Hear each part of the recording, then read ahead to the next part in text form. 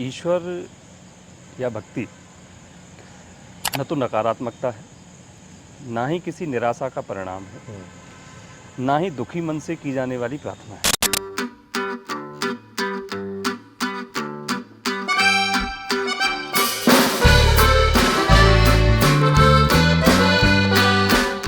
शासन का उद्देश्य न्याय करना है, चाहे जुडिशरी हो चाहे पुलिस हो, न्याय महत्वपूर्ण है।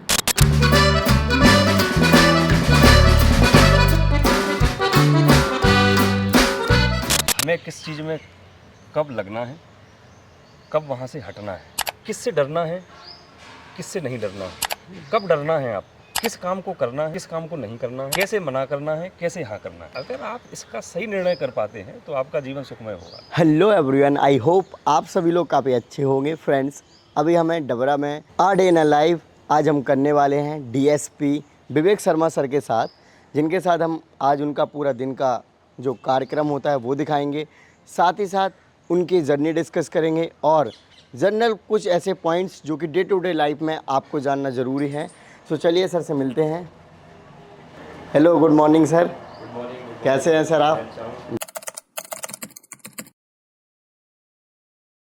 सर, आप अपने बारे में बताइए कि आप कहाँ से बिलोंग करते हैं और कब आपने सिविल सर्विसेज की तैयारी करना स्टार्ट किया था? मैं मध्य प्रदेश में ही, जिला भिंड है जी। वहाँ का रहने वाला हूँ। और पेरेंट्स ने कहा था कि आपको सरकारी नौकरी में जाना है और किसी अधिकारी पद पर जाना है, इस तरीके से आप पढ़ो। मेरे पिता ग्रेजुएट थे और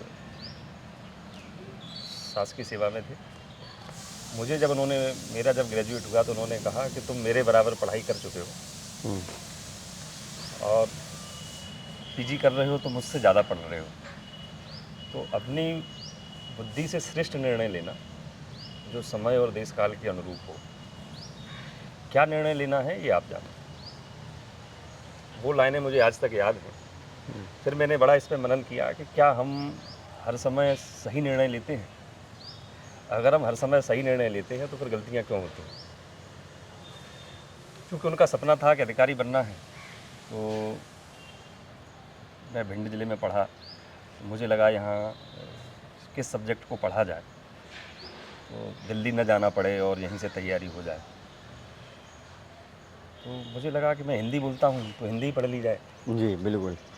दोस्तों, आज हम बात करेंगे PWOnlyIS के ऑफलाइन सेंटर्स के बारे में, जो कि करोल बाग, मुखर्जी नगर, लखनऊ और पटना में हैं। दोस्तों, आप सभी को पता है कि PWOnlyIS ने ऑनलाइन में तो धमाल मचा ही रखा है, लेकिन अब इनके offline centre UPSC and state PCS में भी अच्छी quality education and affordable price के कारण बहुत ही ज़्यादा पॉपुलर हैं और स्टूडेंट्स बहुत ज़्यादा पसंद करते हैं। सो फ्रेंड्स, आज हम जानते हैं इनके ऑफलाइन सेंटर्स के बारे में, क्या क्या फीचर्स स्टूडेंट्स को प्रोवाइड करते हैं सो दैट कि वो अपने ड्रीम गोल को अचीव कर पाएँ। इन सेंटर्स में आपको मिलेगी कंप्लीट जीएस क्लासेस, जो पूरा सिलेबस CTR मॉडल पर बेस्ड कवर कराया जाएगा। साथ ही आपको मिलेगी ऑप्शनल क्लासेस, ऑनलाइन मोड में CSET क्लासेस और NCERT बैच एक्सेस भी दिया जाएगा। टेस्ट सीरीज भी अवेलेबल हैं प्रीलिम्स और मेंस के लिए, चाहे वो यूपीएससी हो या फिर स्टेट पीसीएस। आपके कोर्सेज के अकॉर्डिंग कॉम्प्रिहेंसिव बुक्स भी प्रोवाइड की जाती हैं, जिसमें कि ऑलमोस्ट 24 यूपीएससी और 18 यानी कि 18 स्टेट पीसीएस की हार्ड कॉपी में और बाकी आपके मैगजीन और अदर्स फॉर्म में प्रोवाइड कराए जाएंगे। 24/7 लाइब्रेरी एक्सेस के साथ आप अपनी स्टडी को और भी एफिशिएंट बना सकते हैं। पर्सनलाइज मेंटर असिस्टेंस भी मिलेगा, जिसमें टाइमली मेंटर्स आपकी हेल्प करेंगे। MIRB और कई और रिलेवेंट फीचर भी अवेलेबल हैं और ये सब 3 साल की वैलिडिटी के साथ आपको दिए जाएंगे। दोस्तों, फीस भी बहुत ही रीजनेबल है। यूपीएससी के कोर्सेज की fees start from 47,200 rupees only और यूपीपीसीएस बीपीएससी के कोर्सेज की फीस 29,500 से स्टार्ट होती हैं। साथ ही नो कॉस्ट EMI की सुविधा भी अवेलेबल है। अगर आप इनके सेंटर्स विजिट करना चाहते हैं तो ये हैं एड्रेस। तो दोस्तों, वीडियो के डिस्क्रिप्शन में एक लिंक है, वहां जाकर आप फॉर्म फिल कर सकते हैं। उसके अकॉर्डिंग आपको मेंटर्स कॉल करेंगे और आपको बैच से रिलेटेड डिटेल में जानकारी देंगे। अगर आप ऑफलाइन सेंटर विजिट करते हैं तो हमारे चैनल का नाम रिकमेंड कर सकते हैं, जिससे आपको फीस में डिस्काउंट मिलेंगे और भी अदर्स बेनिफिट्स मिलेंगे। सो आई होप आप जरूर PWOnlyIS के लिए यूपीएससी या बीपीएससी या फिर यूपीपीसीएस के लिए जरूर विजिट करेंगे। Thank you. हिंदी के लिए बहुत ज़्यादा कोचिंग सेंटर्स की ज़रूरत नहीं है, तो मैंने हिंदी को पढ़ना चालू किया। हिंदी में मध्य प्रदेश जो पीएससी है और अन्य राज्य की जो सिविल सेवाएं हैं, उसमें हिंदी का एक प्रश्न पत्र भी होता है, उसकी मार्किंग होती है। जी। जैसे मध्य प्रदेश में 300 नंबर का पेपर है हिंदी। मुझे लगा कि इससे जो 300 नंबर की मार्किंग है वो भी कवर होगी, हिंदी को एज ए सब्जेक्ट के रूप में पढ़ा जाए। तो हिंदी को मैंने घर पे ही पढ़ा, घर बाहर से बुक्स मंगा ली और घर पे ही तैयारी की और जीएस वगैरह देखता रहा। तो मेरा पीजी के साथ साथ यूजीसी नेट क्लियर हो गया। ओके। फिर मुझे लोगों ने बताया कि यहाँ से कुछ नहीं होगा, आप दिल्ली जाइए पढ़ने के लिए। तो मैं दिल्ली गया। दिल्ली बहुत से कोचिंग सेंटर्स में घूमा, देखा, तो मुझे लगा कि सच्चाई थोड़ी सी कहीं दूर है। सफल होने के लिए, चयनित होने के लिए केवल कोचिंग सेंटर पर्याप्त नहीं, विद्यार्थी का स्वयं का परिश्रम भी ज़रूरी है। तो 6 महीने में ही मेरा वहाँ एमपीपीएससी में सिलेक्शन हो गया। तो ज्वाइन करना था वापस, तो मैं दिल्ली छोड़ के मध्य प्रदेश में पुनः आ गया। मैं एएसएलआर के पद पर पदस्थ था उस समय। फिर नौकरी की तो 2 साल बाद 3 साल बाद लगा कि नहीं यार, कुछ और करना चाहिए और पढ़ना चाहिए। जी। फिर से तैयारी की तो वही मेरे पास हिंदी थी।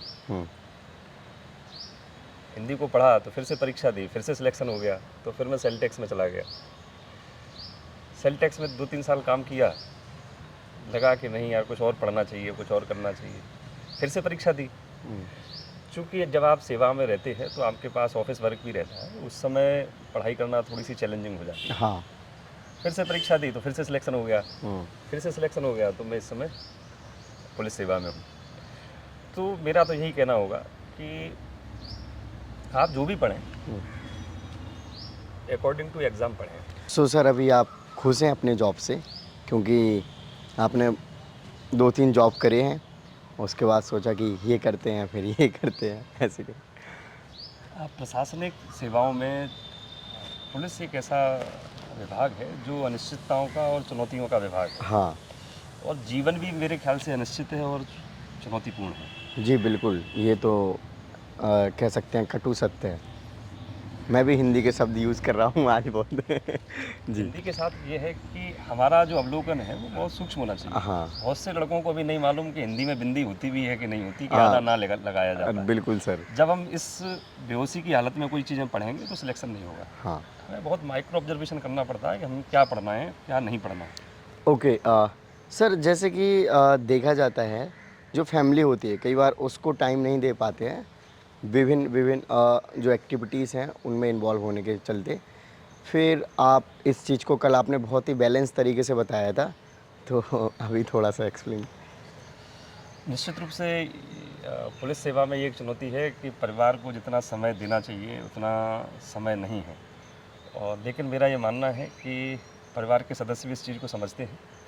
दूसरा, समय महत्वपूर्ण नहीं है, महत्वपूर्ण है इस परिवार के मैटर में संवेदना, कि आप घर में अपनी बात कैसे कह रहे हैं जी। वो महत्वपूर्ण। मेरा मैसेज ये है कि व्यक्ति प्रतिपल कुछ ना कुछ निर्णय लेता है। हाँ। चाहे वो निर्णय समझदारी से ले या नासमझी से ले। हाँ। मुझे अगर यहाँ से बाहर जाना है तो बाहर जाने में ये मेरा निर्णय है कि मैं बाहर जाऊँ। हम हर पल कुछ ना कुछ निर्णय लेते हैं। निर्णय में क्या लेना है, हमें किस चीज़ में कब लगना है, कब वहाँ से हटना है, कितने रिसोर्स के साथ लगना है, कितने सहयोगियों के साथ उस काम को करना है, कब हटना है। आप अचानक बीच में से काम कर छोड़ के नहीं हट सकते हैं, अन्यथा लोग आपकी को नकारेंगे। जी। किससे डरना है, किससे नहीं डरना है, कब डरना है आप, किस काम को करना है, किस काम को नहीं करना है, कैसे मना करना है, कैसे हाँ करना है। जी। अगर आप इसका सही निर्णय कर पाते हैं तो आपका जीवन सुखमय होगा।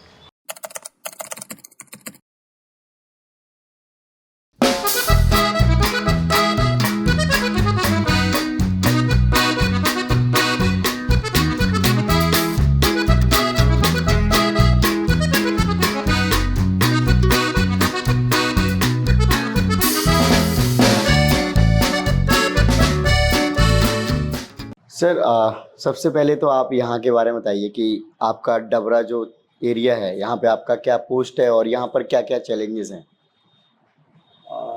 यहाँ पे मैं एसडीओपी के पद पर पदस्थ हूँ। ओके। ये डीएसपी रैंक होती है। हाँ जी सर। यहाँ मैं अभी पिछले 5 माह से पदस्थ हूँ। 5 मंथ। यहाँ पर जो मेरा क्षेत्राधिकार में है उसमें 5 थाने हैं। 5 थानों में जो डबरा सिटी थाना है, इस थाने की जो पॉपुलेशन है थाना क्षेत्र की वो लगभग 1.5 से 2 लाख है। 1.5 से 2 लाख। ये एक शहरी थाना क्षेत्र है। इसके अलावा जो 4 थाने हैं वो ग्रामीण क्षेत्र के आते हैं। तो चुनौतियाँ जो मूलतः हैं इस क्षेत्र की वो है शरीर संबंधी अपराध, इसमें विशेषकर मारपीट करना ये आम है। और मारपीट के पीछे जो मूल कारण समझ में आए हैं वो घरेलू विवादों में जमीन संबंधी विवाद है और कुछ शराब पीकर आपस में झगड़ना, जी। ये विवाद आया है। ग्रामीण क्षेत्रों में जो विवाद हैं, जो सबसे बड़ी चुनौतियाँ हैं वो भूमि जोत संबंधी है कि ज़मीन पर जो लोग जुताई कर रहे हैं तो विधिवत उसका सीमांकन न होने की वजह से उस पर दूसरे पक्ष भी उस पर कब्जा जताते हैं। हाँ। इससे दोनों पक्षों के बीच में विवाद होता है। Okay sir. सर जैसे कि इनलीगल जो कब्ज़ा हो जाता है तो फिर उस पर क्या कार्रवाई की जाती है और क्या ये डिपेंड करता है कि जो प्रॉपर्टी है और उसके रेशियो के अकॉर्डिंग ज़्यादा सज़ा दी, मतलब जैसे कोई 10 लाख की प्रॉपर्टी है, कोई 10 करोड़ की भी हो सकती है, इस अकॉर्डिंग चीज़ें होती हैं या फिर जर्नलाइज जो इनलीगल प्रॉपर्टी पे कब्जा किया किसी ने तो उसी के जो प्रावधान है जो भी उस पर कह सकते हैं केस लगना है वो होगा? नहीं, संपत्ति का मूल्य महत्वपूर्ण नहीं है, संपत्ति की मात्रा भी महत्वपूर्ण नहीं है। प्रश्न ये है कि अपराध किस प्रकृति से किया गया है। हाँ। कोई ज़मीन होती है तो उस ज़मीन के कुछ कागज़ होते हैं वैलिड, रजिस्ट्री होती है, उसकी भू अधिकारण पुस्तिका होती है। यदि किसी अपराधी के द्वारा रजिस्ट्री को फर्जी तरीके से बनाया गया है या फर्जी तरीके से भू अधिकारण पुस्तिका तैयार की गई है और उसको तैयार करके उसके द्वारा फर्जी तरीके से क्रेता विक्रेता को खड़ा करके पैसा प्राप्त करके फर्जी रजिस्ट्रियाँ कराई, तो वो दस्तावेजों की जालसाजी और कूटकरण माना जाता है। तो पुरानी जो हमारी आईपीसी धारा थी, आईपीसी थी भारतीय दंड संहिता, जो भी बीएनएस में चेंज हुई जी। उसमें दस्तावेजों के कूटकरण के लिए और छल संबंधी अपराधों के प्रावधान थे 420, 467, 468। वो बीएनएस में भी है, भारतीय न्याय संहिता में भी है। इसमें एक नई चीज़ जुड़ी है। हाँ। नई चीज़ इसमें ये जुड़ी है कि अगर ये क्राइम संगठित रूप से किया गया है, किसी व्यक्ति के द्वारा कागज तैयार किए गए फर्जी तरीके से, किसी व्यक्ति के द्वारा फर्जी लोग खड़े किए गए कि आप क्रेता बन जाओ, पैसा किसी और ने लगाया है और पैसा कहीं और ट्रांसफर हुआ है, तो ये अगर ये समूह सिंडिकेट के रूप में काम कर रहा है तो उसको संगठित अपराध की श्रेणी में माना है और उसमें आजीवन कारावास तक ऐसे अपराधों में सजा का प्रावधान किया है और त्वरित न्याय के लिए भी उसमें प्रावधान है। ओके। सो इतने जो पूरा कह सकते हैं जो न्याय संहिता अब चेंज हो गई है, जो नए कानून बदले हैं, तो इसको देखा जाए तो इतनी मोटी मोटी किताब रहती हैं इसके बारे में, तो आप लोग कैसे इन सारे नियम कानून को, क्योंकि आपका ही मेजरली रोल रहता है कि किसी की लाइफ अगर क्राइम किया है तो भी ठीक है और जो किसी का गलत फॉल्स या फिर गलत एविडेंस के चलते उनके ऊपर केस लग जाता है तो उनको कहीं ना कहीं न्याय हो, तो वो सारी नॉलेज को आपने कैसे गैदर करते हो इतने कम टाइम में और कैसे रहता है सर ये? इस जो नए संहिताएं लागू हुई इसमें प्रक्रिया को पारदर्शी बनाया गया है। अक्सर आपने ये चीज़ें देखी होंगी, सुनने में आया होगा कि पुलिस किसी के पास भी ज़बरदस्ती उसने हथियार रख दिया, फर्जी केस उसके ऊपर लगा दिया या हाँ। उसके ऊपर एलिगेशन लगते रहे।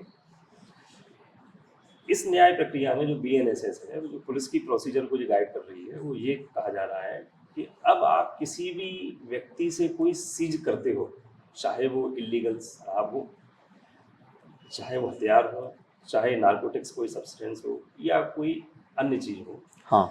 आरोपी से अगर आप कोई चीज़ जब्त करेंगे तो उसकी वीडियो रिकॉर्डिंग की जाएगी। ओके। ताकि ये प्रक्रिया पूरी पारदर्शी रहे कि आरोपी के ही पोजीशन से आप वो चीज़ जब्त कर रहे हो, पुलिस ने मैनिपुलेट कोई चीज़ नहीं करी है और उसकी कॉपी जो आप सीज कर रहे हो विद इन 48 आवर्स वो न्यायालय में प्रस्तुत की जाएगी। पारदर्शी प्रक्रिया होने से जो हर नागरिक का अधिकार है कि पुलिस को पावर का कहीं मिसयूज ना हो। ओके। सो शासन में देखा जाए तो सर एसडीएम या डीएम सर के पास जाता है या फिर कैसे रहता है सर ये? मूलतः पावर जिला दंडाधिकारी पे है, डीएम सर पे है, लेकिन ओके। वो डेलीगेट करते हैं अनुविभागीय दंडाधिकारी। हाँ, ओके, जैसे कि जो रेवेन्यू से रिलेटेड है, राइट। सो उसके बाद जो सैलरी का डिस्ट्रीब्यूशन होता है पूरे गवर्नमेंट सिस्टम में, तो वो कहीं ना कहीं उसी चीज़ में चला जाता होगा। सैलरी हो गया या फिर कहीं इंफ्रास्ट्रक्चर हो गया या फिर कोई जैसे अगर इधर देखें तो यहाँ पे भी फर्नीचर टेबल ये सारा इंफ्रास्ट्रक्चर में चला जाता शासन की फंड में जाता है, और शासन फंड उसमें जो शासन का जो बजट होता है, उस बजट में उस फंड का जो भी यूज शासन का विषय। है। Right sir. सर जैसे कि इनलीगल जिसके कब्जा हो गया है प्रॉपर्टी में, तो डायरेक्टली तो एफआईआर करने आते ही हैं, और आगे क्या प्रोसीजर होता है इन सब चीज़ों से अपनी प्रॉपर्टी को दोबारा हासिल करने का? इसमें दो तरीके के प्रावधान हैं। हमारे यहाँ भारत में दो तरीके के लॉ हैं, एक सिविल लॉ है जमीन के संबंध में, और एक क्रिमिनल लॉ। सिविल में अपना घर परिवार वाला लफड़ा है जो सिविल जमीन संबंधी विवाद भी सिविल में है। ओके। सिविल मैटरों में पुलिस को कोई अधिकार नहीं है कि वो उसमें हस्तक्षेप करे। ओके। तो ये प्रथम दृष्टया ये देखा जाता है कि ये जो विवाद है वो सिविल नेचर का है या इसमें कोई अपराध हुआ है। जैसे मैं एक उदाहरण देके बताऊं, मान लीजिए कोई एक रजिस्ट्री है दो पक्षों के बीच में, या कोई एक एग्रीमेंट है, दो पक्षों ने कोई एग्रीमेंट किया कि हमने अपनी सहमति से ये जमीन का सौदा किया है और 2 महीने बाद हम इसकी रजिस्ट्री करा लेंगे। हाँ। और उसमें एक अंश उस मूल्य का जमीन की कीमत का हमने आज प्राप्त कर लिया है। 2 महीने बाद अगर वो रजिस्ट्री नहीं कराता है और पैसे का रिफंड नहीं करता है, तो वो एक अनुबंध है, वो एक सिविल मैटर है। पहले पक्ष को अधिकार है कि वो न्यायालय में जाए सीधा बिना पुलिस से संपर्क किए और न्यायालय में अपना वाद दायर करे। न्यायालय उसको सुनेगा और कार्रवाई करेगा। अगर उसी एग्रीमेंट में फरियादी ये कहता है कि खरीदने वाले ने जो हमको चेक दिया वो चेक जाली है, फर्जी है, उस पर उसने हस्ताक्षर फर्जी बनाए हैं और वो चेक में भी जीरो या संख्यात्मक रूप से कुछ गड़बड़ी की, तो वो संज्ञेय अपराध है, फिर वो क्रिमिनल में। ओके। तो जमीन संबंधी विवादों में मूलतः 3 एजेंसियां हैं जो काम करती हैं। एक पुलिस, अगर उसमें कोई अपराध धंधा है तो। दूसरा राजस्व, अगर कोई कब्जे का विषय खड़ा हो रहा है कि फलानी जमीन पर फलाने दूसरे व्यक्ति ने कब्जा कर लिया है या सरकारी जमीन पर किसी ने कब्जा कर लिया है, तब राजस्व विभाग। तीसरा न्यायालय, अगर कोई सिविल मैटर आता है। ओके। तो आपने अभी तक कोई इनकाउंटर करे हैं सर? नहीं। ओके। आपका कभी ऐसा मन है कि आप कोई क्रिमिनल को बहुत अच्छी से अच्छी सजा जो आपके हाथ में दे सके? निश्चित रूप से इन्वेस्टिगेशंस में ऐसे टूल्स आ गए हैं कि अगर आपने विवेचना बहुत अच्छे तरीके से की है तो कभी कभी न्यायालय में ऐसा होता है कि गवाह होते हैं वो होस्टाइल हो जाते हैं, वो पुलिस की कार्रवाई को स्वीकार ही नहीं करते कि ऐसा हुआ था। हाँ। उसके बाद भी अगर आपका इन्वेस्टिगेशन साइंटिफिक हुआ है तो न्यायालय सजा देता है जी। और बहुत से केसों में सजा मिली है। ओके सर, जो टेम्परामेंट है, कई बार गुस्सा बहुत ज़्यादा आ जाता है और कई बार काफ़ी कूल भी रहते हैं, तो ये केसेस में कैसे, या फिर जो जनरल पब्लिक है उनके साथ डील करते टाइम कैसे बैलेंस रखते हैं आप? कई बार काफ़ी आप हैप्पी मिजाज में रहते होंगे या कोई ऐसा काम है जो आपका बन गया, पर्सनल काम भी हो सकता है, उसको लेकर आप काफ़ी हैप्पी फील कर रहे हैं उस दिन, तो आई थिंक कि क्रिमिनल आएंगे तो आप नॉर्मल तरीके से बिहेव कर सकते हैं एज अ पर्सन, मैं अपना फीलिंग बता रहा हूँ। लेकिन वही सेम सिचुएशन अगर डिफरेंट हो, आप काफ़ी गुस्से में हैं, घर में ही आपस में कोई प्रॉब्लम आ गई है, फिर वो इधर कैसे रिफ्लेक्ट करते हैं सर? निश्चित रूप से ये बहुत गंभीर प्रश्न है। पुलिस में क्या होता है कि परिस्थितियाँ हर पल बदलती हैं। हाँ। और आपको ये जज करना पड़ता है कि सामने वाला व्यक्ति कितना सही बोल रहा है, कितना झूठ बोल रहा है और उसकी परिस्थितियाँ क्या हैं।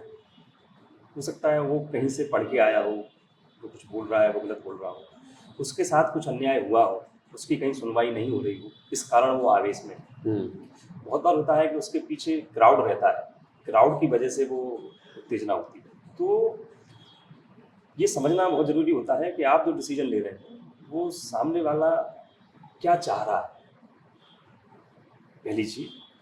दूसरी चीज़, क्या आपने कोई प्रतिक्रिया करने से पहले सामने वाले को सुन लिया है, ये बहुत महत्वपूर्ण है। अक्सर ये शिकायतें आती हैं कि लोग कहते हैं कि मेरी सुनवाई नहीं होती, पुलिस सुन ही नहीं रही है साहब, क्या करें। हाँ सर।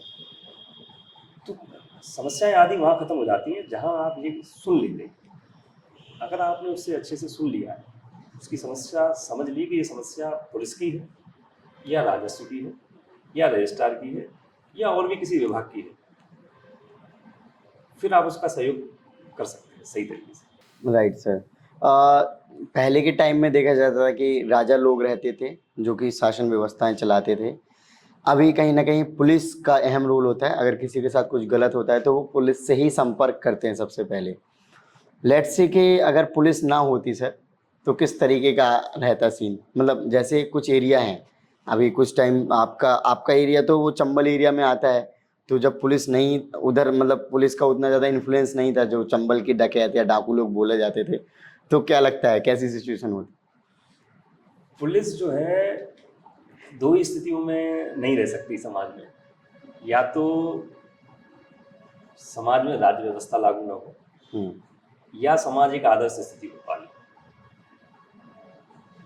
अगर समाज आदर्श स्थिति में है तो वहाँ कोई पुलिस की जरूरत नहीं।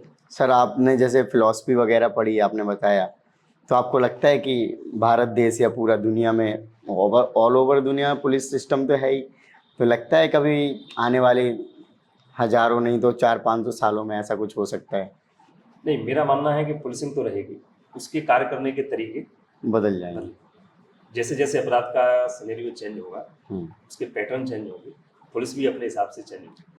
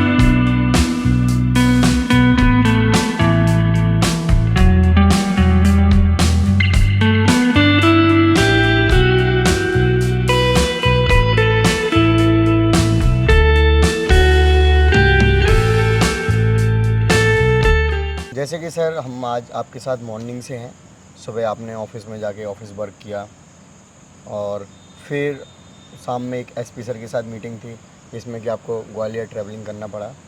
उसके बाद अभी मुहर्रम वगैरह है जैसे कि, तो वहाँ पे आपने डिफरेंट लोकेशन पर विज़िट किया, तो एज सच क्या प्रॉब्लम होती है कि ऑफिसर लेवल के अधिकारी विज़िट कर रहे हैं, जैसे एसडीएम सर भी थे साथ में? प्रशासन में बहुत महत्वपूर्ण चीज़ ये होती है कि जो शासन से निर्देश आए हैं जी। वो जन सामान्य तक पहुँचें और जन सामान्य स्वतंत्रतापूर्वक अपने त्योहारों को, उत्सवों को मना पाए। तो जैसे कि अभी मध्य प्रदेश शासन में 6 दिसंबर से जो कोलाहल नियंत्रण अधिनियम है उसको और अधिक प्रभावी बनाया गया है। तो उसमें एक अमुक निश्चित डेसिबल की मात्रा है, उससे ऊपर की साउंड को निषिद्ध किया गया है। तो डीजे पूर्णतः यहाँ प्रतिबंधित हैं। मुहर्रम में पहले क्या होता था कि कलाओं का प्रदर्शन किया जाता था तो तलवारबाजी की जाती थी। हाँ जी सर। जिसमें बहुत सी कैजुअलिटी हुई, किसी को तलवार गलत लग गई, गलत दिशा में चला दी या वो प्रशिक्षित नहीं है। हाँ।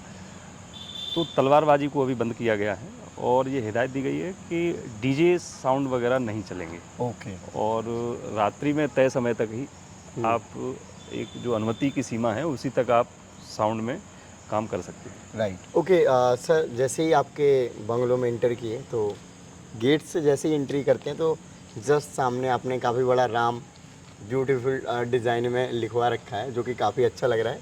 आपने जैसे बोला था कि अभी अगर हम किसी को बोलें भी नहीं तब भी वे वो पढ़ के खुद ही एक मन में बोल ही लेंगे एक प्रकार से। हाँ जी। राम जो हैं वो भारत के सांस्कृतिक पुरुष हैं और भगवान तो वो हैं ही। हाँ। जब हम कहते हैं कि वो सांस्कृतिक पुरुष हैं तो जितनी भी आंचलिक संस्कृतियां हैं जितनी भी भाषाएं हैं, बोलियां हैं, उन सभी में राम हैं। वहाँ के जनमानस कहीं ना कहीं उस राम को अपना आराध्य मानते हैं और उनकी आचरण से अपनी संस्कृति को आगे बढ़ाते हैं। Right sir. पुलिस की व्यस्तता में कभी कभी ज़रूरी नहीं है कि भक्ति और पूजा के लिए समय मिले, हाँ।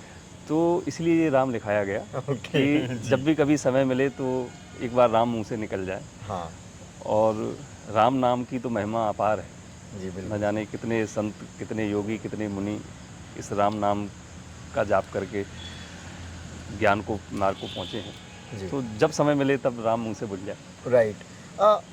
सर, आजकल यूथ्स में स्पिरिचुअलिज्म को लेकर काफ़ी ट्रेंड है। ऑल्दो कुछ लोग स्ट्रीम पे भी पहुंच जाते हैं और किसी चीज़ का स्ट्रीम कहीं ना कहीं ख़राब भी होता है। ऑल्दो मैं गलत हो सकता हूं, बट मैं जो चीज़ें पूछना चाह रहा हूं वो आप ही अच्छे से एक्सप्लेन कर सकते हैं, क्योंकि आपने बहुत सारे ग्रंथ्स एंड किताबें पढ़ी हैं और आपकी ऑल्दो हिंदी तो बहुत ही ज़्यादा शुद्ध है। आप जब बोल रहे हो तो आपके बर्तनी जैसे बोल सकते हो उसमें झलक रहा है।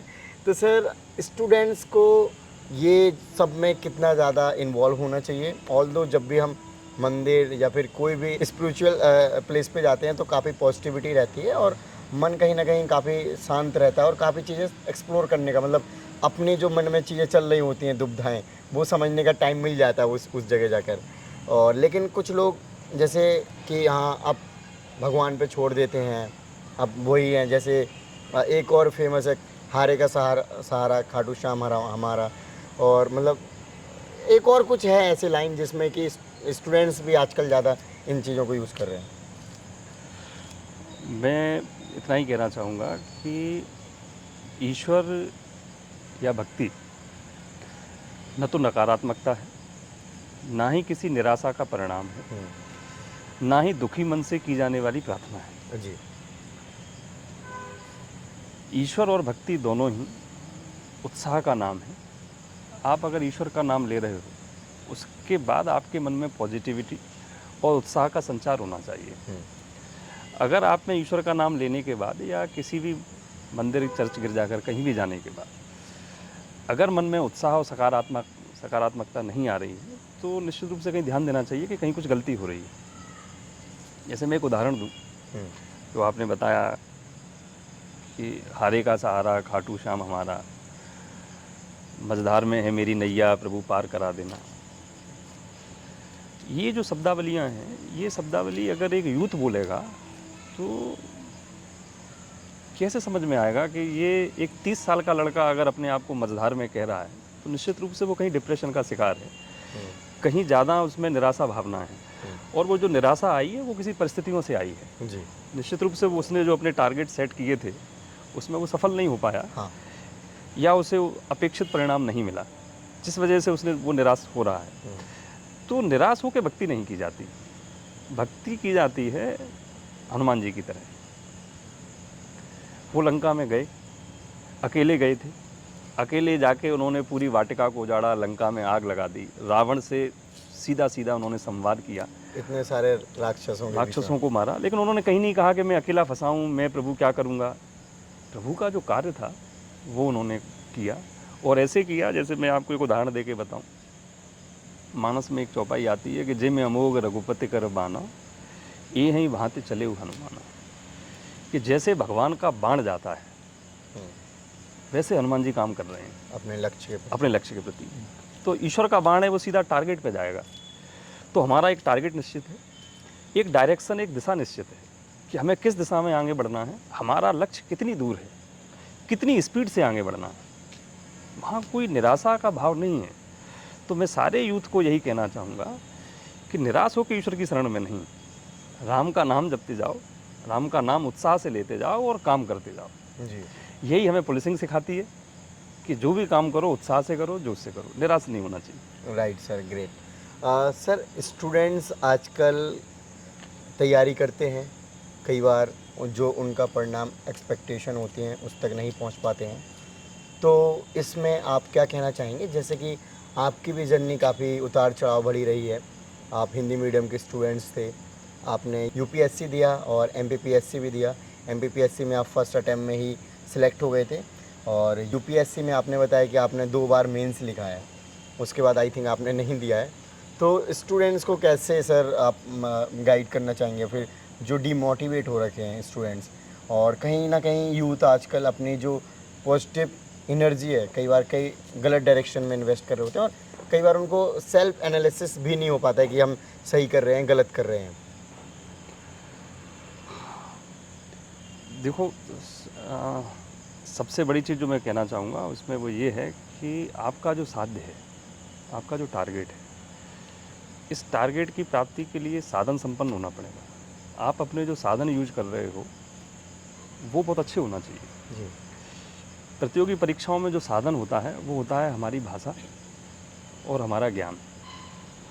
अगर आप अपनी भाषा का सही इस्तेमाल नहीं कर रहे हैं आंसर राइटिंग में, तो कहीं ना कहीं आपको उतने अपेक्षित अंक नहीं मिलेंगे जितने की आप उम्मीद कर रहे हैं।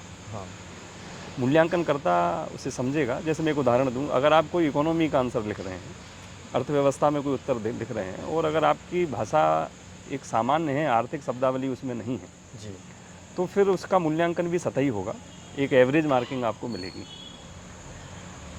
तो भाषा आपकी समृद्ध होना चाहिए, ये पहली डिमांड है। आप जो भी पढ़ें, पर्टिकुलर उसकी एक टर्म होती है। जब आप साइंटिफिक कंप्यूटर साइंस के किसी क्वेश्चन को सॉल्व कर रहे हैं, उसमें आप एक जनरल भाषा में लिखेंगे तो उसमें आंसर नहीं मिलेगा।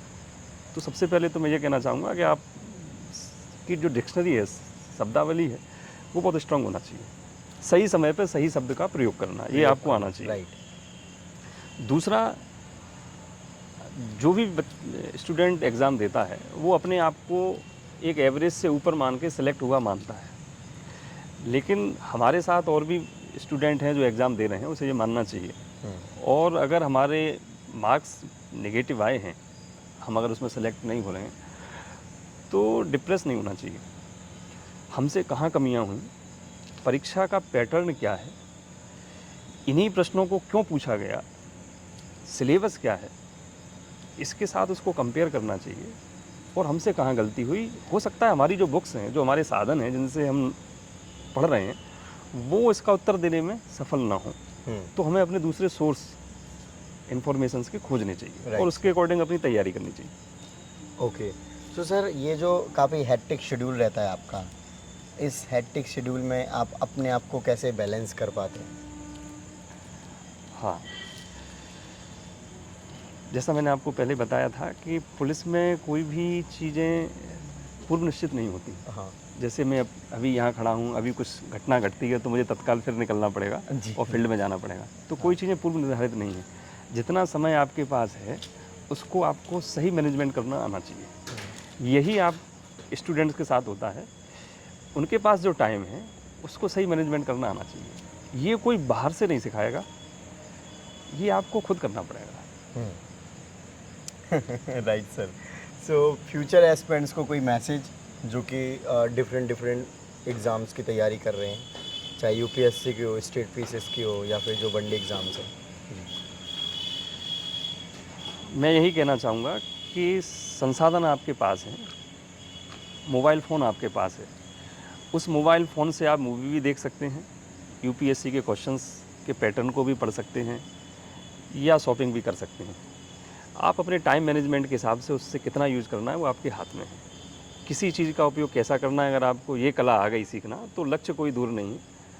समय महत्वपूर्ण नहीं होता कि आप 8 घंटे पढ़ते हैं या 10 घंटे पढ़ते हैं, आप कैसे पढ़ते हैं वो महत्वपूर्ण है। Right, thank you so much sir for your lovely message. Thank you. Welcome.